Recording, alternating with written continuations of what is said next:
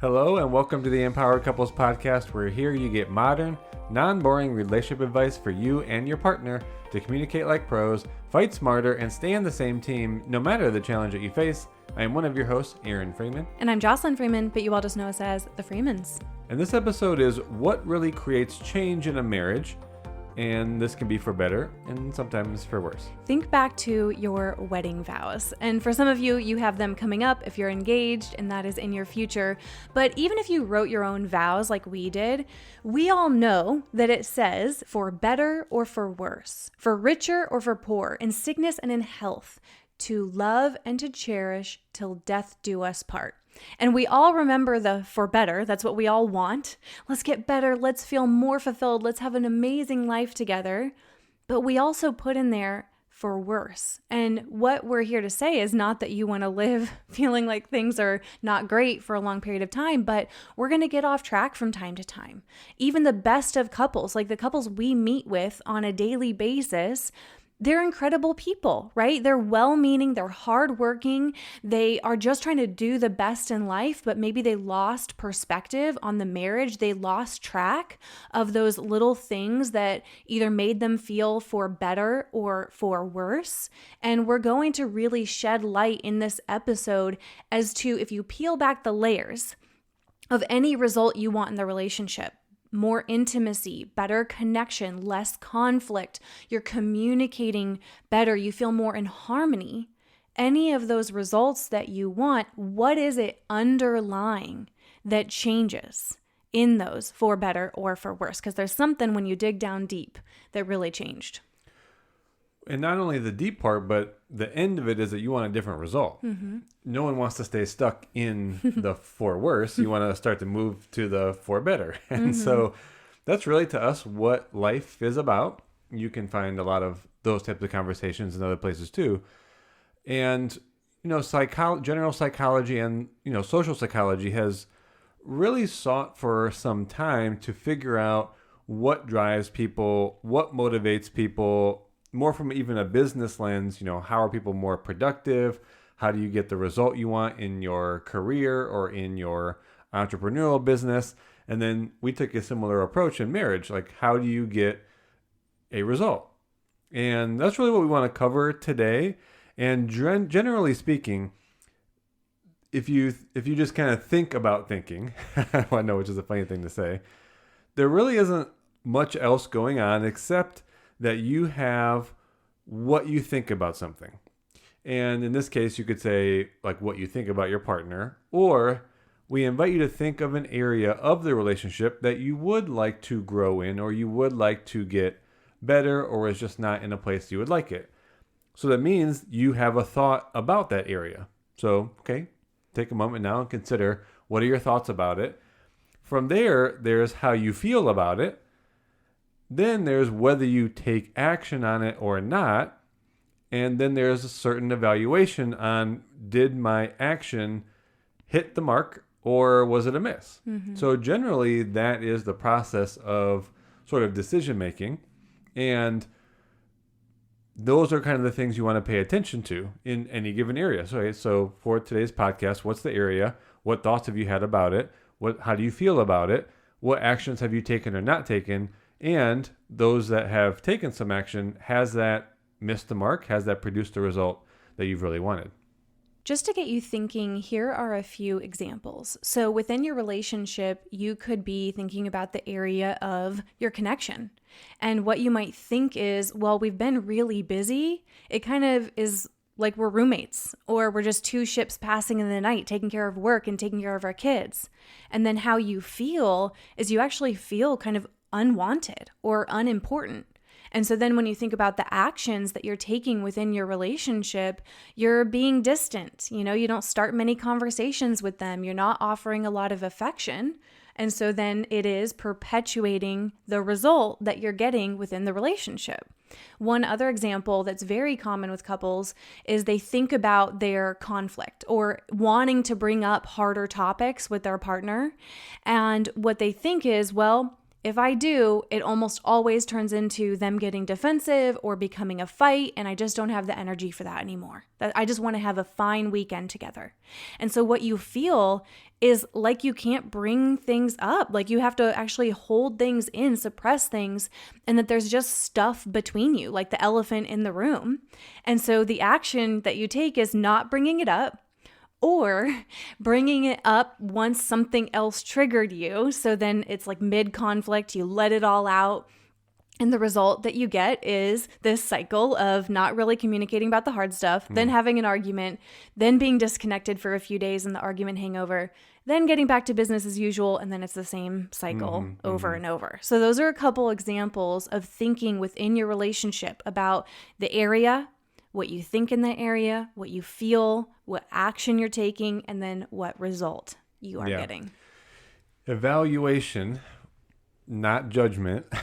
So from an objective standpoint in decision making, it is most effective in any area, especially your relationship, to just evaluate how effective was my action. What's funny about that is, given your examples, we tend to think that the area like connection is just the way that it is, and then you take some action, and then we don't really evaluate, was that effective for the outcome I wanted or for my partner? It's kind of like we do one thing and then our partner is defensive and they react, and then that's it. And Give up after one day. We take it personally. Exactly. You give up. We take it personally. We judge ourselves or them. So let's break this down a little bit further, because you have to be able to be more objective in, is this action effective, and just kind of evaluate. Now, all action is driven by a goal. The most simple way we could put it. And so that means you have to have a goal in mind. Now, I know that seems odd, because who wouldn't have a goal? But when you do think about these areas, like connection, like intimacy, like conflict resolution, you're not really focused on the positive goal or outcome that you want. You think about and you stew on your feeling about the way that it is now. I don't like it. We're disconnected. And then you just stay there. And then you kind of, again, stew in and let yourself mull over, continuing to think about your dissatisfied feeling about it. But there's no goal there. So without it, of course, nothing's going to change. So I think that's something important to really understand, is you have to look at, well, what is my actual goal in communication, for example, since we're going to use this all the way through, and set that positively. And one thing I'll add here, even by sharing that with your partner, whatever it is, they're going to be on board for it. Like, there's always a shared positive intent. Hey, I'd really like us to be more connected, more loving, be more understanding with each other. Like, who's going to say no to that? It's just that how you usually bring it up is you're upset about it. What you don't want anymore, what you want them to stop. Absolutely. If I could just add one thing to the goal point before we go further, is that when we aren't present to a goal that we're consciously choosing, like you just said, more of a positive intention, a positive goal and focus to work towards, a lot of times our goals can default to more survival. Like, my goal is just not to argue. My goal is just to have things kind of keep calm water, right? I want us to just have a fine weekend together, so it can be default to more survival. Let's just get by. Which is not inspiring. It isn't going to bring really fulfillment. Change the way you're doing anything. Yeah, it doesn't. No, it's just more like, sounds like you're more avoiding. Yeah, more of the same, or like, let's just keep it as easy as possible, but that's not going to lead to fulfillment. So I just want you to realize that if you don't have a focus in a positive sense, a positive goal that you're aiming for, you will default to survival. So then there's a key here. If you can define your goal, then you have to realize that people have set goals, as have you. And again, you've tried one thing or you haven't tried it at all. So now comes in this point about you need some resilience, you need some creativity, and you also need some evaluation to define really your capability to keep trying various actions. You're kind of testing their effectiveness in reaching that goal. So again, you can't just do one thing. So there's the resilience, there's the creativity, there's thinking outside the box, and then there's evaluating. Well, I took an action with my partner. I invited them to have a family meeting, which is obviously something that we provide. I share with them my positive intent. Maybe you ask them to go to a course, and might be a good apropos time to say, we have our couples workshop coming up in 3 weeks. The couples workshop. You guys, if you want to be with us in person, meet us, and really have this incredible day where you are able to focus on your relationship, on each other in a very encouraging and positive space where you have support, then come to the couples workshop. It's in Arizona, end of May. It's over a long holiday weekend, so it makes it easy for you to travel out here and have a little weekend getaway. And in the couples workshop, we guide you through exercises that you're doing privately at the table. So no one can hear you, but you are there in a safe space. We can walk around and support you, but it is all focused on creating change in your relationship. Like, rather than dragging things out for months and months of gaining tools and skills, get it all in a day and improve your communication and have better conflict skills. Be able to actually talk about your feelings, your needs, your expectations in a way that actually makes you feel more connected. And so the couples workshop, you guys, we've hosted over 55 of these. It is proven. You can read the testimonial. So go to thecouplesworkshop.com. We'd love to meet you in person, and we have a few seats left that you can grab. Mm-hmm. So let's keep going with this, and really excited to see all the couples that join. There's usually about 50, but we cap it at 50 couples for the room size.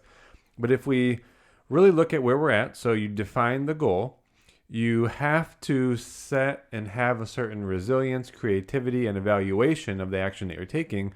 But the last part of this is this threshold for motivation. Because you could think about all those things and set those in place, but what is the difference between someone that actually acts and someone that just hopes or just has it be a thought? And the answer is, it has to be something that you value. Now, value, as you probably heard, can come down to, well, I value this goal because it's going to help me avoid a pain. And the other side of it, which some research says is more positive, is that we're motivated more so about the experience of gain.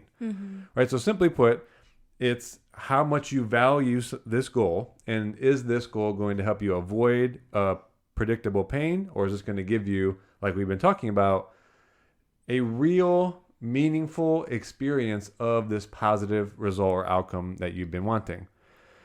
Now, you have to think about this in terms of like a level, because your motivation has to go beyond a threshold for you to actually act.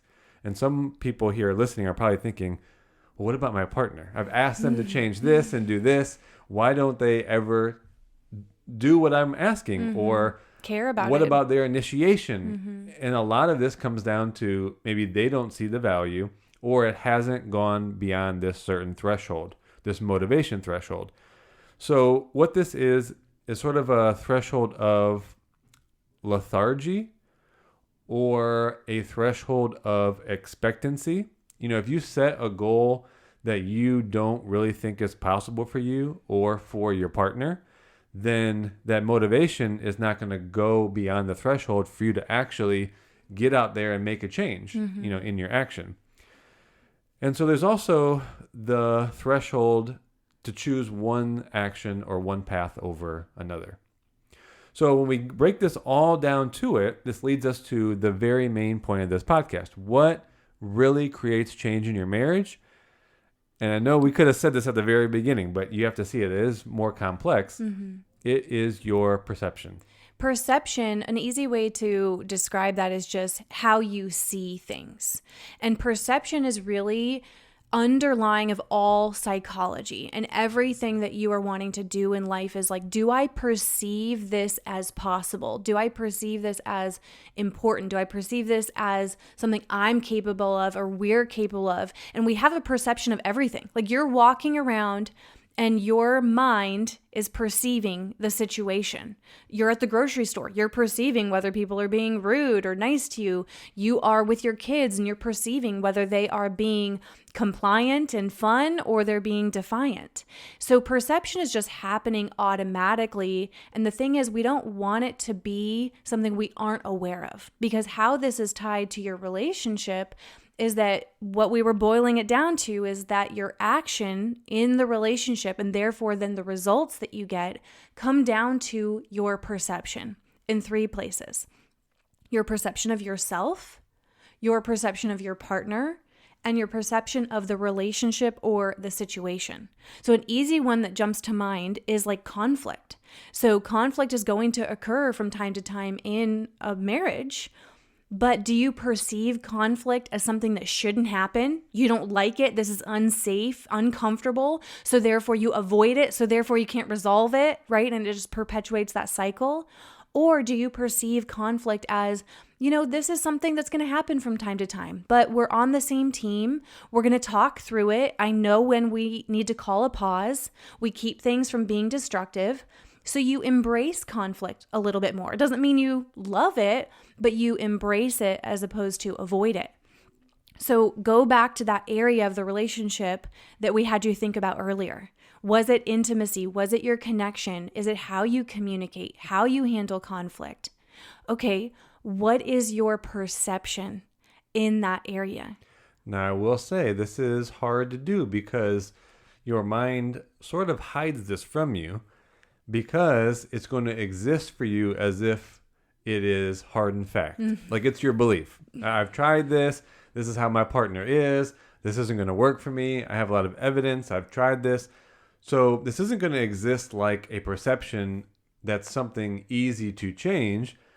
What we're actually asking you to do, to be honest, is quite difficult. We're actually asking you to evaluate and almost question your beliefs because your beliefs aren't really that hardened into fact. It's just a reinforced perception that you have, based on maybe a few actions and a few results that you've gotten, right? And that's really why we wanted to break this all the way down like we have.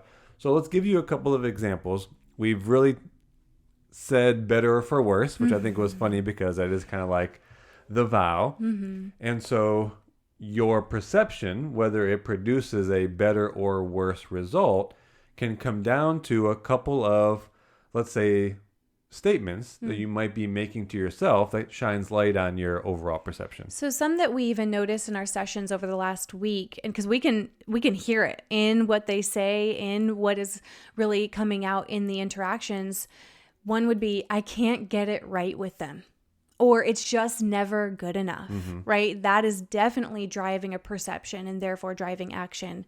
They never apologize. Or they never take responsibility. They never take responsibility. And that is absolutely going to shift someone's perception for the negative. Like, I can't respect a person who can't take responsibility. And you can see how that can create a downward spiral. We shouldn't have to communicate this much. So you'll notice that partners who maybe fall into more like avoidant attachment styles, or they just didn't grow up with a lot of open communication, they'll just be like, gosh, we shouldn't have to communicate this much about feelings and needs. And you can tell that lives for them like reality, rather than what if you could see it in a better way of actually like, no, communication is the only way we can understand each other. Open communication is productive and helpful. One other for worse is every time I try to bring something up, it ends up in a fight. That's very clearly going to affect your action and therefore your results. So those are just a few examples of the for worse. Now, for better, we notice that when couples are implementing the tools, the skills, not only that we do in our sessions, because we try to meet with as many couples as possible, but we do have a wait list, and you can use our resources online, you guys. Like, that's why we have them. We have our in-person couples workshop. We have our guides available. But when they start implementing the tools and the skills, they're like, okay, I'm feeling a change. Okay, wow, this is feeling better. And the things they'll say are, well, I've noticed they've been more like loving to me. I noticed they're being more affectionate. That's something you're noticing, a perception in your partner's behavior. Or I noticed they've been more receptive. Like when I bring things up, they're not getting as defensive. That's also coming from their change in perception. Like, notice even with defensiveness, which there's many reasons why people can default to defensiveness, but when we start to be more receptive to our partner, it's because something changed in the way we perceive what they're saying. Oh, they're not trying to tell me I'm a terrible partner or I'm failing them. No, they're just expressing their feelings. And it's okay if I didn't, quote unquote, get something right. So they're more receptive because they perceive what's being said differently. Mm-hmm. I will say that there's a reinforcement loop that happens here too, because it is easy to think that your partner is now doing something different. So their change in behavior then reinforces your change positively of your own perception. And that can be, well, at first it can be a trap, because if you're really looking to get some momentum in this area you selected, you have to do that work. It's really up to you to identify and modify your own perception first, not wait for your partner's action or change in behavior to now have you change your perception. Mm-hmm. And that's the tough place to be. That's why it is difficult. I guess if we were going to talk about physics, this is overcoming the initial momentum. Mm-hmm. Or inertia, right? Like your inertia is the place that you two have been in, and overcoming inertia is not what your partner is going to do. It really needs to start with you changing your perception.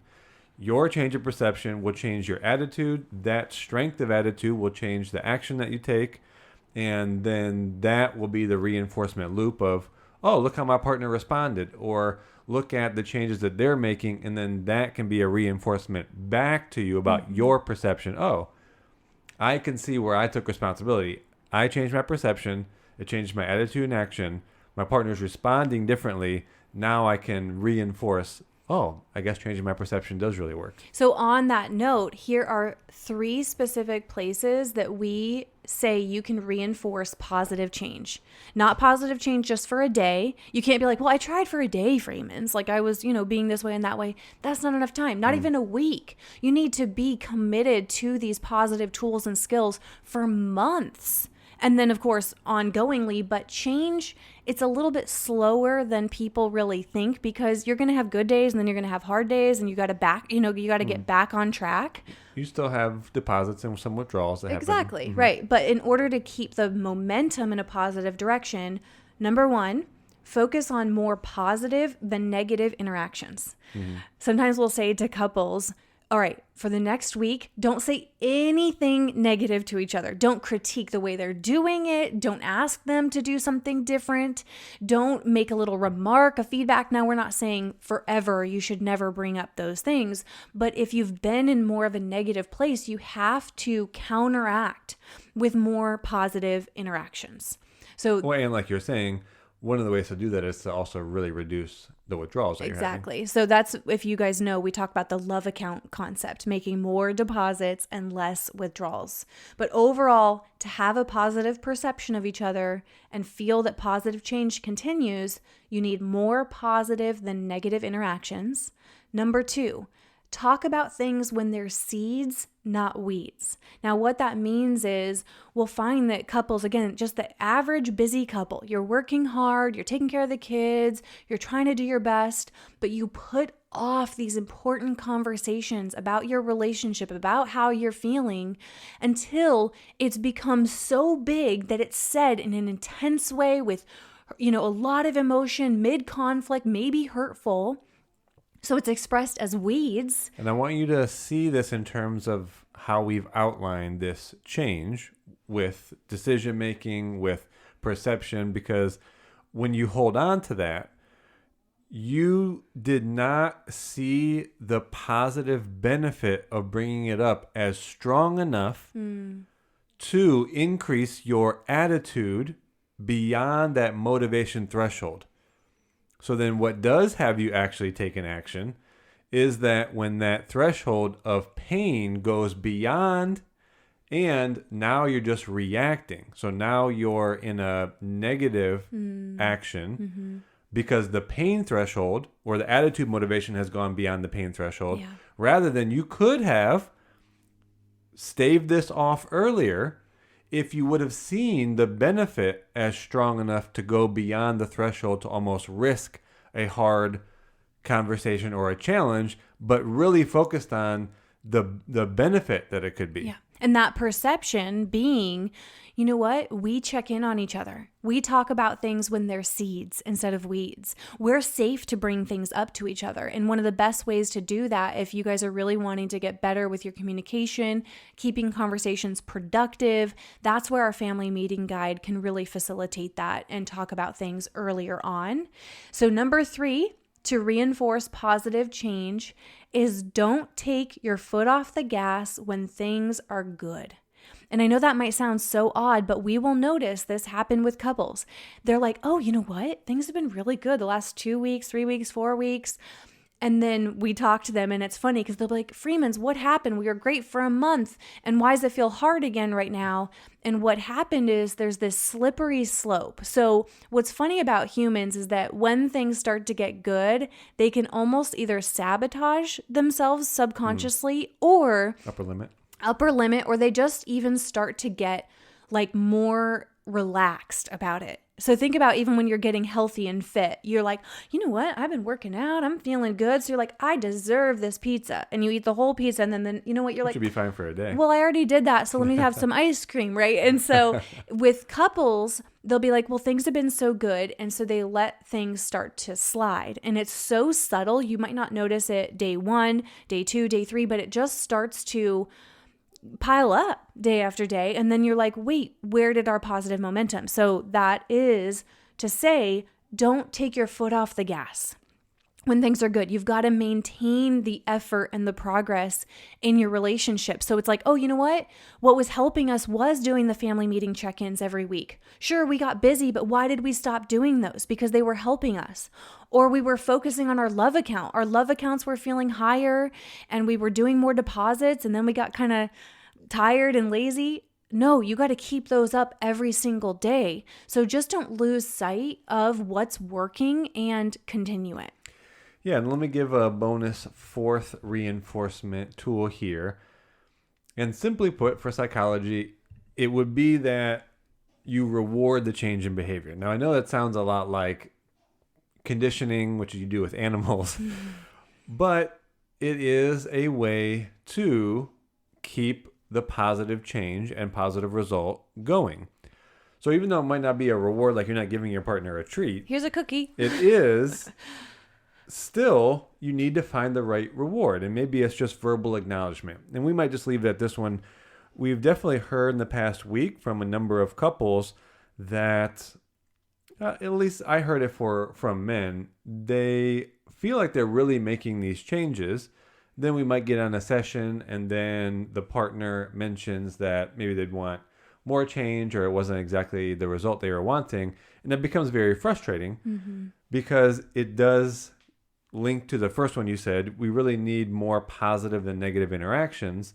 And so you want to be rewarding, at least through verbal acknowledgement. Hey, partner, I see the change. I see the effort. I see how you're doing things differently. And I see how you really took into consideration the needs that I was expressing this week and how you really followed through on those. Yeah. I mean, you really want to verbalize to each other where you see the effort, where you see the change actually happening, because I know it sounds silly to say this is a reward system, but basically our whole brain is based on reward systems. Yes, it can. And so that just means I think another way to say that too is not focusing on all the negatives and not having it be like, well, good, we're improving here, but we still have all of this. It can feel like this carrot that you're chasing. So definitely being about those positive interactions, positive encouragement to each other. So the really underlying point of this episode is that what ultimately changes and continues progress in a relationship or leads things down the negative for the worse is perception. So everything that you do in a positive sense or a negative sense is changing your perception of each other, how you see each other in a positive light or a negative light. Is my relationship a safe, encouraging, loving space, or is my relationship draining, discouraging, and not going so well? And so we are challenging you to focus on your perception, changing your perception in a way that has you take good action in your relationship and therefore to reinforce the positive things that you want in the relationship. Well, don't forget, you're not just going to take one action. No. There does need to be evaluation objectively on was that effective, and if not, let me just try something different. And if you really want what is most effective, so you don't have to be guessing, that's where our tools and our resources make a difference. Of course, coming to our workshop in person is the best way because it's one full day focused on your relationship with us. Again, that's thecouplesworkshop.com. And if for any reason you can't attend or you're across the world, utilize our resources that are available online. And you can see all of those at meetthefreemans.com/links because we have set it up for you to get the most effective actions in a way that's digestible and something you can implement. So with that, you guys, if you're new here, make sure you hit the subscribe button so you can hear past episodes and future episodes. And if you enjoy our podcast, if you take away value, it would mean so much to us if you would rate us on the platform that you're listening. Hopefully you feel we're worthy of 5 stars. That really makes a difference for us and the way we're able to help and serve more couples. But with that, you guys, we will talk to you on the next episode.